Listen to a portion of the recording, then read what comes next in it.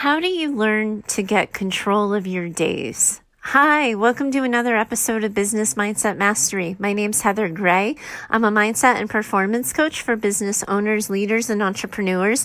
You can always find me over at choosetohaveitall.com. And today we're talking about getting control of your schedule, staying focused, and staying on task. I have a question in my inbox sitting in front of me about managing digital distraction. I think as you listen to the question and my answer, you'll see that perhaps the question isn't really about digital distraction so much as it's about getting control of your day, doing what you said you were going to do, managing the things that are important, and learning how to let go of the rest when you're the boss or when you're a solopreneur. Because when you're running the show of your day, you get to, at any point in time, for any reason whatsoever, decide that you're not going to do the thing that you said you were going to do, or you're going to spend more time on X and less time on Y. And you don't feel the hit and the pinch of that choice until days later when you're sitting in the natural consequence. So let's dive into the listener letter and go from there. Hi, Heather. I've been listening to your podcast for months, and I can't believe it never occurred to me to ask before. I have a bad habit that I need to break. It bubbles up through the cracks in my day and fills up any available space. I have no idea how much time I actually waste in a day on this habit, but it could be hours. My biggest challenge right now is digital distraction. Dozens of times a day, I feel the urge to check news headlines and, of course, hop on Facebook. It's just for a minute, I tell myself. Then I scroll a little further, open up another article, and it's been 45 minutes that I could have spent on my morning yoga routine or some artwork for my blog. I have a feeling that there's a specific emotion I'm looking for when I get sucked in. I've been a news hound since 9/11 when I started refreshing the headlines over and over, trying to make sense of the world. Years later, I still scroll through the news sites, hoping to understand and to be reassured. I wasn't a Facebook addict until I started running my business last year. Now I search in hopes of finding the next great piece of shareable content, a group post that is crying out for my insight, or if I'm being really honest, some engagement and encouragement on my social media content. I want to find a better way to find that feeling of being reassured or encouraged.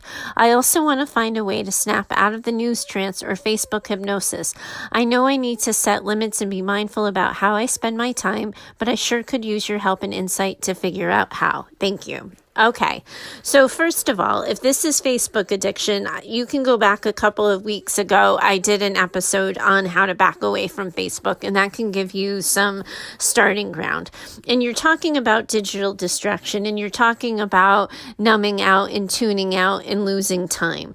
What's missing from the conversation, and even though you know you have a problem, even though you know what the problem is, and even though you likely know there's apps that can turn off digital notifications and articles and all of that, you're still struggling. The root of that struggle is not a productivity problem. It's not a focus problem. It's not a time management problem. At the root of it is what you're talking to me about at the end of your letter, the need for reassurance, the need for encouragement and engagement, a thumbs up, if you will, like, hey, you're on the right track, you're doing the right thing, you're heading in the right direction. We see you. The solopreneur journey is really lonely if you let it be, because you're managing so many different balls in the air entirely on yourself.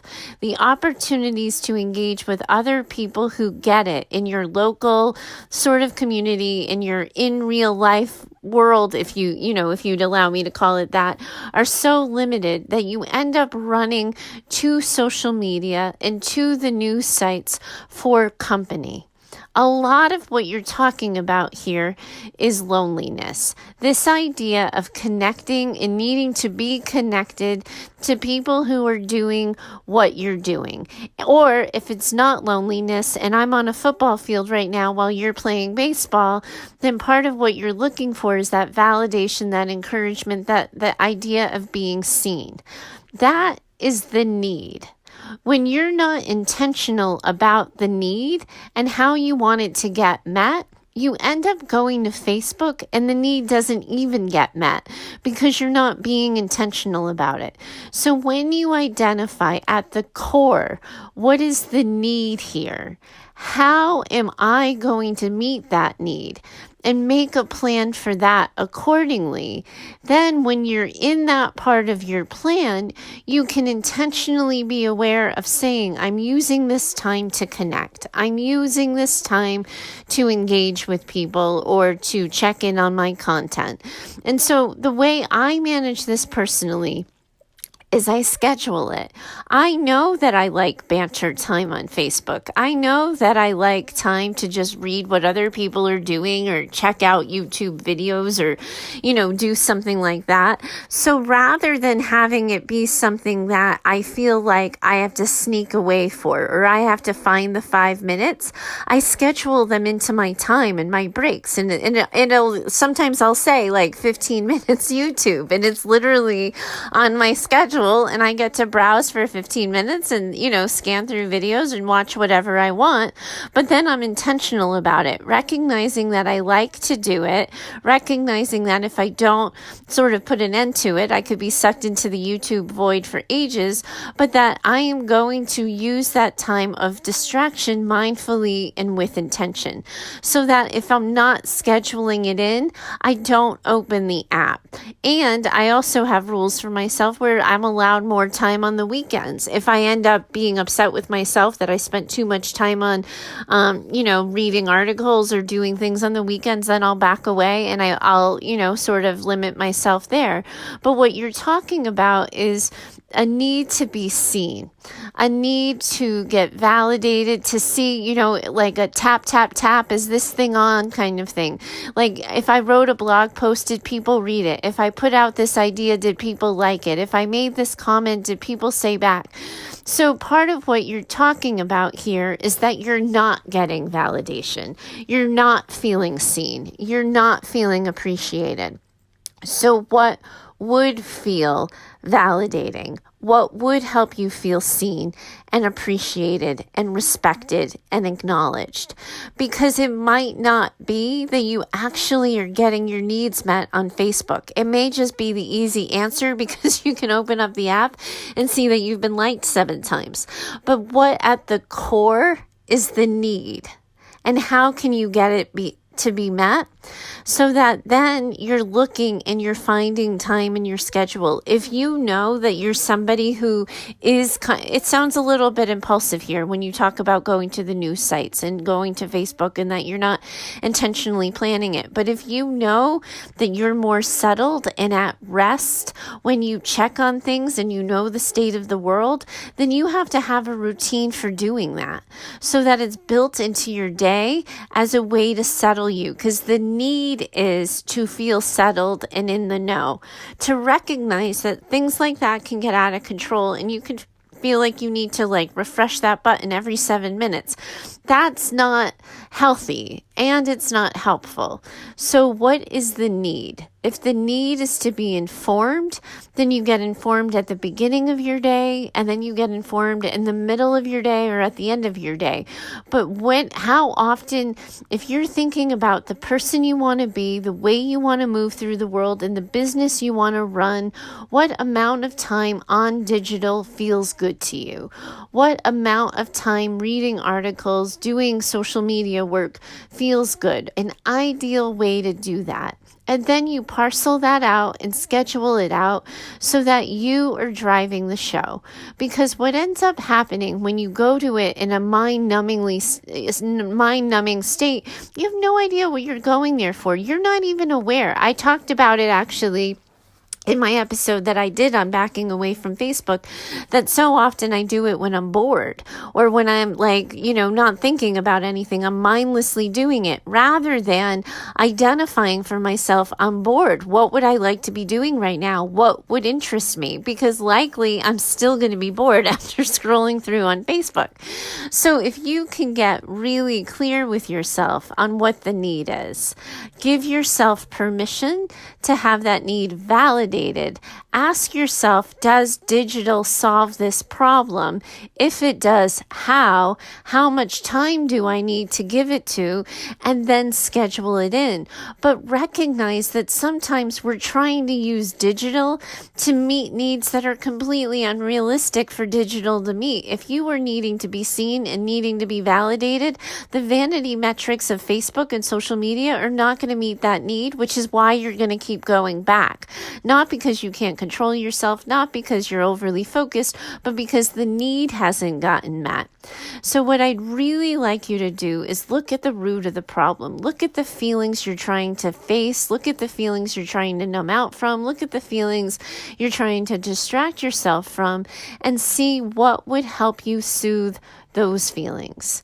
And then once you get a sense of that, if you know that you do have digital impulsivity, if you do know that like you go to the social media sites too often, you turn on the phone when you don't need to, then I think it's time to get a collection of, reviews out there from people on what productivity apps or what notification apps they like and ask them. I'm not an expert. I don't use any of them, so I wouldn't be able to tell you, but you can ask around. But again, I don't think that this is a time management problem. I don't even think it's like a notification management problem. This is a problem of trying to solve an emotional need with something that doesn't inconvenience anybody else. You can go to the phone and just tune out and numb out for as long as you want, and it doesn't hurt anybody, and it doesn't require any vulnerability on your part. But as soon as you say like, hey, could I do a coffee talk with somebody? Hey, could I do this? Would you be available for that? That starts to feel vulnerable. And, I just mentioned coffee talk, so I'm glad I said that because I reminded myself of something else I wanted to say here. Is that part of the journey of solopreneurship is lonely. And you heard me mention that earlier in the episode, and then I got distracted. So I'm going to come back to that for a second and just also give you another hint, is that one of the other things I do is I schedule in those social chats with people into the schedule so that it's not like running me. I'm not impulsively doing it, but I'm looking at my week. I'm seeing, when do I have openings? When do I have time to chat with people? And then I reach out to somebody who I haven't chatted with in a while and say, hey, would you like to chat for 20 minutes or something like that? So once you're aware of what the need is, once you're aware of what you've been thinking and feeling and what you're trying to self-soothe with digital, you'll be able to figure yourself out and you'll be able to get focused. So definitely check out that episode I did a couple of weeks ago on backing away from Facebook, and then just do the gut check with yourself. What is it here that you really need? What are you hoping for? Is there another way you can get that need met? Or if you are going to use digital, make sure you're being intentional about it. And then lastly, as soon as you recognize for yourself that you do need some sort of assistance from an app on managing notifications or turning off access to sites during specific hours, just do yourself a favor and get some help with that. So hopefully that helps. Thanks so much for reaching out. I really appreciate your help in filling up my inbox. The best questions always make for the best pod. So please do keep the questions coming. Anybody that wants my 2 cents on their life or business, you can find me over at heather@choosetohaveitall.com. I also want to let you know of something super, super cool. I'm so excited about this. I just put together, with the help of a colleague of mine, Heather Clark over at Home and Office Detox, she helped me put together a binge list, episode list of my best podcast. I call it the binge list for bosses. So I'm up to, I think, 177 episodes now of this show, which is completely ridiculous. So I picked my top 10 of the ones that I think every boss must listen to. You can grab your list and then get updated on all my podcast episodes in case you missed one. You can find it over at choosetohaveitall.com/podcast. Get your list. Let me know what you think. I think it looks great. There's memes and quotes and pictures. Oh my, you'll get the best 10 episodes, and I really look forward to hearing what you think about it. Grab it, and I'll put the link again in the show notes. Thanks so much for talking to me today. I look forward to catching up with you next time. Bye for now. The podcast you just heard was published with Anchor. Got something you want to say to the creator of this show? Send them a voice message using the Anchor app, free for iOS and Android.